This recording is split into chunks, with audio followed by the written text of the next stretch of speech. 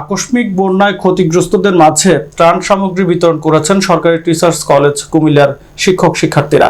এই সময় প্রায় ৩ শতাধিক প্যাকেজকৃত খাদ্য সামগ্রী স্থানীয় সমাজকর্মীদের সহযোগিতায় বন্যায় ক্ষতিগ্রস্ত পরিবারের মাঝে বিতরণ করেন।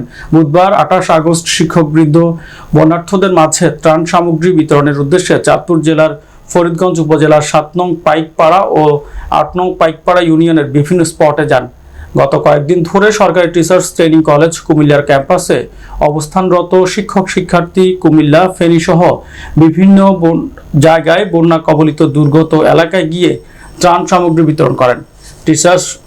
সরকারি টিচার্স ট্রেনিং কলেজের প্রভাষক সাফায়েত হোসেন জানান, দেশের এই ক্লান্তি লগ্নে শিক্ষক হিসাবে আমাদের উচিত বন্যার্তদের পাশে দাঁড়ানো।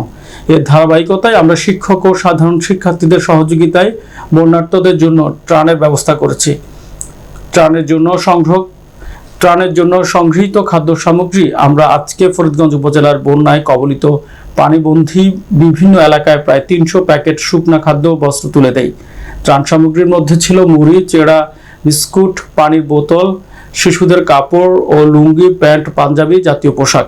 প্রভাষক সাফায়েত আরও জানান, আমরা চাই যে যার অবস্থান থেকে যেটুকু সম্ভব দুর্গতের পাশে দাঁড়ান। সারা দেশের সর্বসাধারণের মতো আমাদের কলেজের শিক্ষকরাও মহানুভবতার পরিচয় দিয়েছেন। এই কলেজের শিক্ষকবৃন্দ শিক্ষার্থীরাও বিভিন্ন মাধ্যম থেকে সংগৃহীত অর্থ দিয়ে সাহায্যের হাত বাড়িয়েছেন।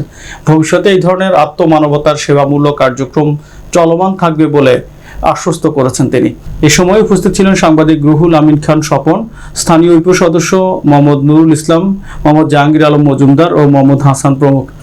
তিনি ত্রাণ বিতরণে সরকারি টিচার্স ট্রেনিং কলেজের অধ্যক্ষ প্রফেসর কাজী মাহবুব, প্রফেসর হাফিজুর রহমান, প্রফেসর আব্দুল করিম ও শিক্ষার্থীদের সহযোগিতা করায় ধন্যবাদ জানান।